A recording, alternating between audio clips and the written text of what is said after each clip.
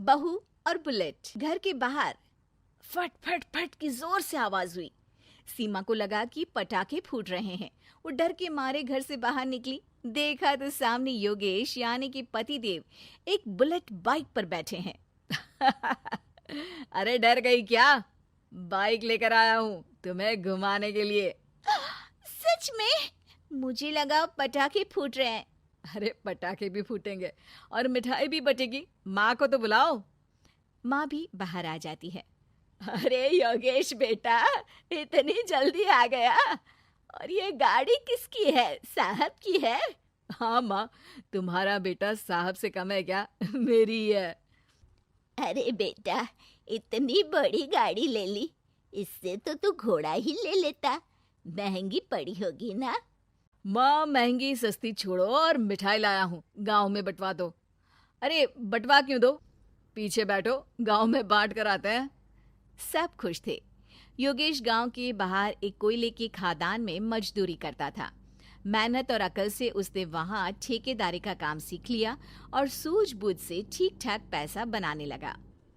गांव में बात फैल गई कि योगेश के घर धमाका गाड़ी आई है। ऐसी गाड़ी पहले कभी किसी ने गांव में तो देखी नहीं थी। योगेश और माँ गाड़ी से वापस घर आ जाते हैं। बेटा, बाबूजी ऊपर से देख रहे होंगे और आशीर्वाद भी दे रहे होंगे तुझे।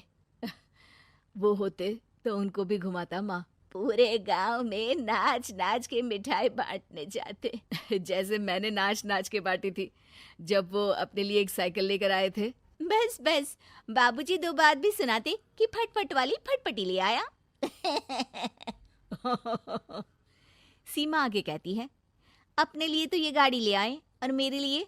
अरे ये गाड़ी तुम्हारे लिए ही तो है। पक्का मेरे लिए है?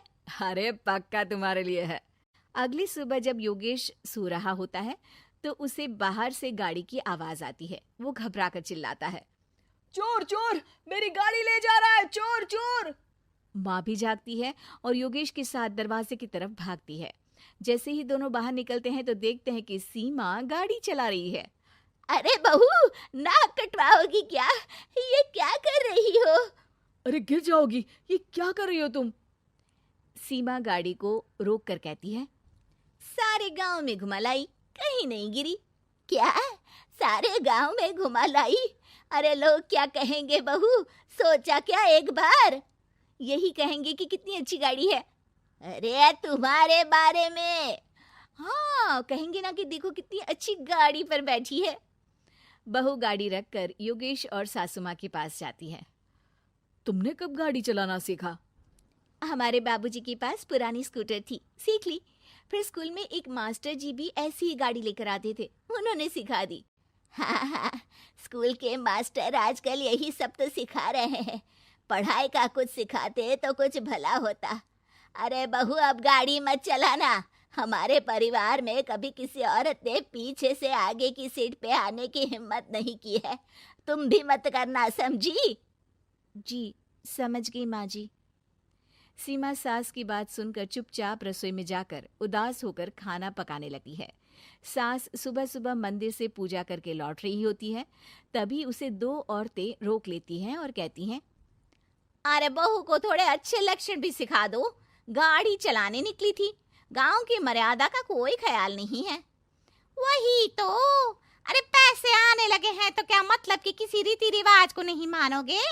अरे समाज में रहना है तो समाज के ढंग से ही रहना पड़ता है। अरे लाज भी नहीं आई बहू को? चूल्हे चौके से निकलकर सीधे गाड़ी लेकर चौराहे चबूतरे नाप लिए, फट फट फट करते हुए। अरे कुछ कह देना उसे। अरे ये क्या कहेगी? बूढ़ी सास है, इनकी थोड़ी ना चलती होगी घर में। हाँ, बहू की ही चलती होगी, मर्जी भी और गाड़ी भी। सास सब सुनकर घर आती है और बहू को चिल्ला के बुलाती है, अरे नाक कटवा दी सबके सामने गाड़ी चलाकर। औरत जात गाड़ी नहीं चलाती। शहरों में तो 4 पहियों वाली गाड़ी भी चलाती हैं और हेलीकॉप्टर, हवाई जहाज भी। शहर में थोड़ी ना रहती हूँ मैडम साहिबा। आज के बाद गाड़ी से ही नहीं, यूं भी निकलना बंद तुम्हारा घर से। माँ सही कह रही है। कहीं भी जाना हो तो मुझे बता देना, मैं लेके चलूंगा। आज माँ को तुम्हारे कारण कितनी बातें सुननी पड़ी। इतना कहते हुए योगेश वहां से चला जाता है।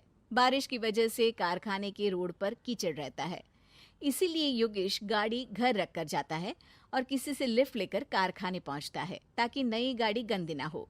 लेकिन शाम को इतनी तेज बारिश होती है कि उसे वापस आने का कोई साधन ही नहीं मिलता। बारिश बढ़ती जाती है। रात के 11 बज जाते हैं। रास्ते में एक नदी का ब्रिज है।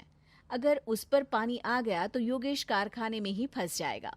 पूरी रात भूखे प्यासे बितानी पड़ेगी। घना अंधेरा, बिजली की कड़कड़ाहट और तेज बारिश। राजेश डर भी रहा था, ठंड से कांप भी रहा था। तभी उसे रोड से आती हुई एक रोशनी दिखती है। वो देखता है कि उसके सामने एक बाइक आकर खड़ी हुई है। वो ऊपर वाले को धन्यवाद देकर उस बाइक वाले आदमी की तरफ बढ़ता है, पर पास जाकर देखता है तो भौचक्का रह जाता है। सीमा, तुम यहाँ इतनी बारिश में गाड़ी पर? पहले बैठो तो, नदी ब्रिज पे आ जाएगी तो जाना मुश्किल हो जाएगा। योगेश गाड़ी के पीछे बैठता है। सीमा गाड़ी चला रही है। मैंने तो तुमको पहचाना ही नहीं। गाड़ी की आवाज तो पहचानी होगी ना। अरे पर मुझे नहीं पता था कि तुम आओगी। अच्छा किया कि तुम आ गई। माँ नहीं आने दे रही थी, पर हमेशा पति पत्नी की रक्षा थोड़ी ना करेगा, पत्नी को भी तो करनी चाहिए। योगेश को सुबह अपने किए पर पछतावा होता है। उसकी आंख में आंसू आ गए जो बारिश की बूंदों में बह गए थे। उसके बाद सीमा को सास ने और योगेश ने खुशी खुशी समाज की सीमा लांघने की मंजूरी दे दी। अब वो जहां भी जाती फट फट फट गाड़ी पे ही जाती।